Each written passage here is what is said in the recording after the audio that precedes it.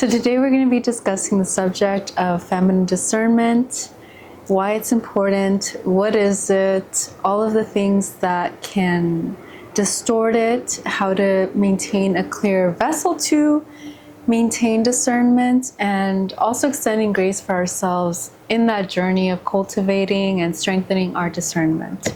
So without further ado, let's dive right in. So we're going to be first diving into the definition and etymology of discernment. The ability of being able to comprehend what is obscure. The ability to identify between truth and deception, right and wrong. The etymology of the word discernment comes from the root dis, which is Latin for apart. Cernere, not sure if that's how you actually pronounce it, is Latin for to separate. So essentially, discernment is to be able to set apart what is distinct from another. This is such a vital tool within the human psyche and spirit to have, especially now in this day and age when there is such a myriad of information coming from so many different sources. And when you are in search of guidance or wisdom or what next step to take regarding anything in your life, there can be a lot of conflicting information. There can be things that are deceptive. They're coming from lies. They're coming from a lens of trauma. And we need to really streamline what is the truth, what is actually nourishing for our mind and our spirit, and leaving the rest to not pollute our mind. If you were to ingest everything that you see on social media, even things you read, even in books, like TV, everything, we would have extremely polluted minds. And sadly, we can see in real time people who have been affected by ingesting that. I was in prayer about discernment and I received this very clear vision. Envision yourself walking down a stream and there's all of these rocks and pebbles and there's pearls, and as you're walking through it, you can pick up either pearls that are going to make your path lighter, they're going to make your path easier, and then there are stones that they are going to weigh you down on your path. They're going to veer you off the wrong way just because of their weight, derailing you from your life's purpose, from your peace, from your joy, from your bliss, from God. I'm gonna edit this for it to make sense. So essentially, discernment is being able to set apart what you should take in for your life and what you should not, so that you can better reach your goals, your life purpose, the plans and blessings God has for you, and just your soul's fulfillment on this earth. And there's so much that can derail us from that, and there's a lot that can propel us and beautify and strengthen that walk. So first, I feel like that was a long intro, but stick with me. An important pillar in cultivating discernment would be to have a baseline of bliss and clarity. So how do we get to a baseline of bliss and clarity? That's going to look like nourishing your body with foods that cultivate a healthy mindset, that is clearing to your mind, not eating foods or beverages that contribute to brain fog. That is very real. That can alter your decision making, making sure you have a low stressors in your life as much as possible. And even when there is conflict within your life, returning to your breath and center yourself so that whatever may come your way, you know you are responding from clarity. Second point to that would be that is going to contribute to your baseline, having a great, I was gonna say good, no, great, a great sense of self-respect and self-esteem. Why? Because when you have a great sense of self-respect and self-esteem, you are much more cautious of what it is that you are going to just allow into your psyche, or what someone says about you, or what someone has to offer as possible guidance. When you have low self-esteem, you would be open to anything that is offered to you as help without really questioning it.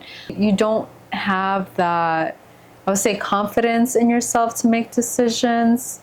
You don't maybe believe you're worthy of something better than what they're essentially offering you to take.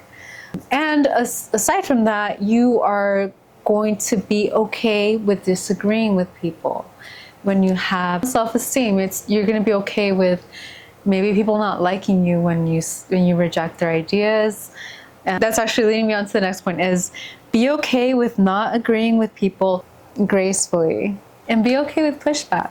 So just an example of what that could look like is I'm trying to think, okay, like I'm seeing, I have some flared pants right there. I love flared pants. And someone said, you know what? Flared pants look very, so stupid. You know what? Flared pants look really bad on you, Margarita. You should not wear them anymore. Hey, I appreciate your opinion, but I actually really love how I look in flared pants. Thank you for giving me your advice. Contributing to the conversation of be okay with not agreeing with people gracefully is not diminishing what they believe to be true. The same way they offered what they perceive to be true, you can do the same while being respectful. And I think that is an element that's missing a lot in today's society, is people being okay with not agreeing with each other. It releases a lot of that, I would say, judgment that you have towards someone maybe with a different idea. Or maybe sometimes it fortifies why I'm not going to listen to you. The next point I wanted to make was, when someone is offering their advice or guidance on a particular subject, look at their results from their advice. A scripture from the Bible that is essentially emulating this point, which is, you will know them by their fruits. Here's an example. If someone is giving you budgeting advice, business advice, but you know this person, you're not at the financial stability that you would like to see yourself in, that would be a good indicator to take their advice with a grain of salt. This does not mean that you cannot take any advice from someone who is building towards their financial stability, because they might be implementing that advice in real time and they're seeing it work for them as they're going there. Their progress, as gradual as it is a fruit. This is where discernment comes in, because sometimes people don't have the fruits to back up what they're saying, but they might still be saying the truth.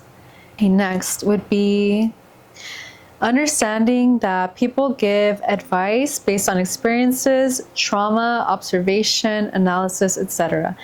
And it's not to say that any guidance or wisdom based on these lenses are inherently wrong. It's understanding that maybe they have a better perspective on what not to do, especially if what you're feeling is that they're saying is coming out as very negative or very self-defeating. It's not healing, it's not progressive, it's not nourishing, and you're seeing that it's actually detrimental. Again, it's not to villainize those people. Everyone has the freedom to express themselves, and it's simply our responsibility to be very mindful of what we allow into our psyche. How are their words making you feel? That energy they're putting out. There's a lot of nuance in what someone can be saying, but it's a little more, distinct is the energy that they're putting out. Listen to the frequency of someone's words and energy. Is it from a place of love, even if it's not what you want to hear? So essentially, just taking a moment to realize how this person's words, how the way they're speaking, how is it making you feel? Are they speaking from a place of anger? Are they speaking from like a very destructive tone? peace. And it's not to discredit anyone's words or the truth based on, you know, the energy that they're emitting. It's just something to take note of, that it may be impacting the way they're perceiving something, and now here sharing it on with you, right? Have you ever had someone tell you the truth, but in a very, very mean, very angry, very volatile way, and because they're saying it to you that way, you don't want to accept, what they're saying, just because it's like, how am I going to accept what you're telling me? Look how you're treating me. Like, what? Look how you're talking to me, so disrespectful. Even when someone is being disrespectful or someone is being volatile, just take a moment later, not at that time, because at that time you're gonna be flooded, right, with just trying to stay calm. If anything they had to say was true, was valid, it might be yes, it might be no. The next one is, this is important because we're talking about how something feels to you. Sometimes the truth is going to discomfort you, might be challenging you to look at something differently. Through cognitive dissonance, there can be a rejection of the truth simply because it is challenging our ego, and we do not want to accept that challenge. We do not want to accept that bruising. Sometimes we might be wrong in something we always thought was true. This is another point. Tune into the frequency of the truth. Don't allow trauma or wishful thinking to distort your perception. This is essentially either being very nihilistic or pessimistic, or being naive, or seeing things with rose-colored glasses. Removing both of those extremes from your eyes, from your mental. Accepting that you are going to see things for what they are, not what you want them to be, and not what you don't want them to be. This is another great point. True love is someone pushing through the discomfort and telling you the truth. First, because they are risking the relationship, because they understand that usually when someone is told the truth that they don't want to hear, there can be, that can either make or break a relationship. They also understand that the truth is now being chastised in the modern world. People want to be told comfortable lies to support the disalignment of the truth. So whenever if you've ever had a friend, a lover, a family member, that they stomach themselves to stomach through the discomfort of being real with you, to pull you out of doing something, or doing something that is detrimental to you or detrimental to your life, not where you want to be, or telling you something that, you know, they can see clearly that you're not. That is real love, and that is very rare. Man, those people are, I would say, diamonds beyond, you know, treasure beyond belief in this world.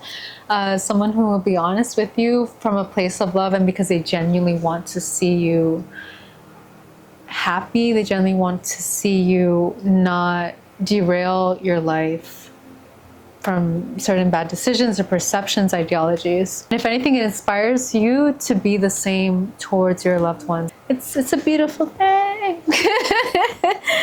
Be wary of people who can't admit that they don't know. So people who always have an answer for everything, or be like, who can't say, you know what, I don't know, let me get back to you. That's interesting. Or, I never thought of that. That's healthy. We are not God. We do not know everything. It is okay to say, I don't know, would that be you? I don't have much else to elaborate on that. This is A1. If you take anything from this video, pray about it. Pray about whatever it is you are lost on, you need guidance. This is going to give you, God is going to give you the advice you cannot find on earth, you cannot find on Google, you cannot find on AI, you cannot find through a loved one. And y'all, I have so many good stories about how God has come through for me, when everything around me, everything would have told me, no, don't do this, do that. And God like steered me otherwise, steered me through a very, what do they call it? The narrow path. Right? And I'm just amazed at where God has taken me when I have been obedient to His word.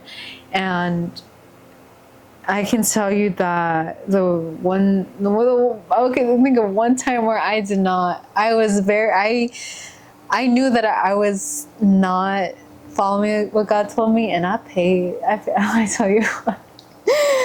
Oh, do not pass go after God tells you no. You will regret it. It will be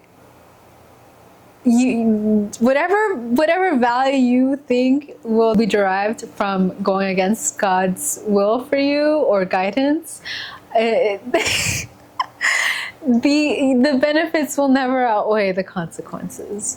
They won't. And the beautiful thing is that even in those moments of disobedience, God still holds grace for us. Just from observation, right? I feel like when people are adamant about being disobedient towards God, I think that's when things get darker. I'm not going to get into that. Be okay with not fully understanding how something feels to you. So maybe something you heard, let's say in a video, and you're like, see, this feels me about this seems right, but also I don't know. Be okay with not knowing at that moment. And that comes to the point of pray about it, reflect on it. Maybe you need to research whatever was said. Like, is that actually true? Is there evidence to support this? Be okay with not fully ingesting something as true. You can hear my cat who loves to talk. He has something to say, so what do you have to say about discernment? True. The next point is an OP tool in cultivating discernment. If you're not familiar with game terminology, OP just means overpowered. But essentially, when you operate in love and kindness, and you see that someone is still treating you with a sense of hostility, or they're not reciprocating that kindness and that love towards you, that is the greatest indicator that this person is not, they're not resonant to the frequency that you're operating on, which is kindness and love. And one of the greatest purposes of discernment is essentially to maintain a filter in your life of what does not belong there and what does. It's like a colander for your mind, a colander of your heart. If you are emanating love, and that is not being poured back onto you, that is a great indicator that this person is not for your life. And conversely, operating in love can actually make you very magnetic to someone who is within your frequency. They're going to see that, wow, this person, operates from their heart, they're kind, and it shines through. You don't have to do. It's like an energy that you can't emulate. You can try, but even people who are socially manipulative, that only can take them so far, because you cannot fake the love that radiates from your heart, from your soul, from your being, and radiating from moving throughout your day, moving throughout your life with that energy. It's going to clean that lens of perception to see who is and who is not operating on that. What is made with love, what isn't made with love. Operating in love also means operating, I would say, from honesty and truth. And so the more that you operate in exactly what it is that you would love to see in the world, you're going to attract that. And conversely, you can also attract the opposite, but now you have the discernment. And not to say that everything can just be discarded. I think there's always room for conversation and growth within ourselves, within people, where we're never going to be perfect. And that leads me to my next talking point. Okay, mind, let's go. Sometimes you will make mistakes in your path, in your journey of cultivating discernment. I feel like the journey of cultivating discernment is a lifelong journey. So you're going to make mistakes sometimes, but I think there's peace in knowing that you operated from the current wisdom, from the current knowledge, from the current state of being that you were at that time. And it's possible that maybe you didn't have exterior guidance, and maybe there's times where people do receive it, but they choose to go against it, and because they want to see things for themselves. And even that, it's I would say it's okay because we're human. As long as we learn from it, we heal from it, we take accountability for what we could do better, and we apply it. The beautiful part about that is that you can then be that pillar to offer that wisdom that you earned into someone else that you see in the same similar situation to you. And again, you also have to be open with them rejecting what you have to say, because everyone is within their own timing, everyone is within their own path, and it makes you more empathetic and extend grace to others when you yourself can recognize when you've made mistakes. When you follow your heart, when you follow what God places in your heart to do, and what just feels right in your, like, to your bones, there's no regrets. Even when it took you down the wrong path, you realize it was always for your greater good. So sometimes when you change your perception of what is a mistake, because if you learn something from it that you would not have learned otherwise, that you wouldn't have not healed from otherwise, grown from otherwise, that is a pearl. That is a beautiful thing to take with you, and you're now better for it. So as long as we can always take accountability and just strain, right? So I'm like, imagine like a colander with like a bunch of dirt and mud and pebbles, and like like a pearl. If you can strain everything else from that, that, let's say, negative experience, and just take the pearl with you, that's all you have to hold on to. Not to say that the negative experiences didn't impact you or anything like that, and still holding grace for yourself and grieving, or just processing those emotions, it's okay. But the important thing is to not carry that with you and let it weigh you down. You hold on to it as much as you need to until you need to let it go. There's a lot in this world that will try to sway you, and it is very important to stay grounded, to center yourself, stay true to your heart, stay true to God's guidance, and know that discernment is a muscle that strengthens with time. As I was editing the video, I realized there were other points that I wanted to share. Think of a time where you felt unsettled, but you ignored that feeling and then something bad happened. Don't ignore that feeling moving forward. That was your discernment, your intuition. Stealthily remove yourself from that situation, person, place, etc. the next time you receive that feeling. Next point would be how to tell apart your intuition versus fear based feelings or thoughts. Your intuition is going to feel enlightening, calming, reassuring, and empowering. But fear based thoughts or feelings will confuse, discourage, rush, or worry you. The other point would be being around the wrong people, places, circumstances, etc., will place you in the crosshairs of the consequences of that energy, whether you operate within that energy or not. That's why it's very important to be discerning of what you allow around you or consume. Next point is to stay grounded in your perception and to be objective.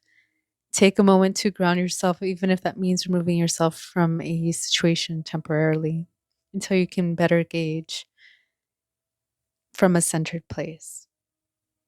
Next point is to ask for clarification to gauge understanding, to avoid assuming or being in a paranoid mindset.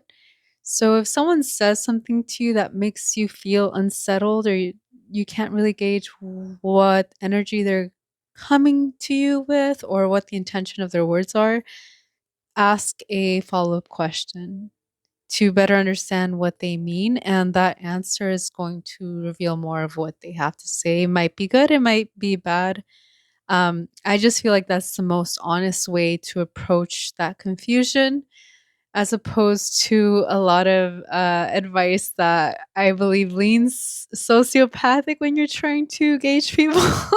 I feel like asking for clarification is going to be the most direct, honest, and least exhausting way to better understand a situation. The next point would be to be wary of someone who blends the truth within their lies so that you can basically believe all of it.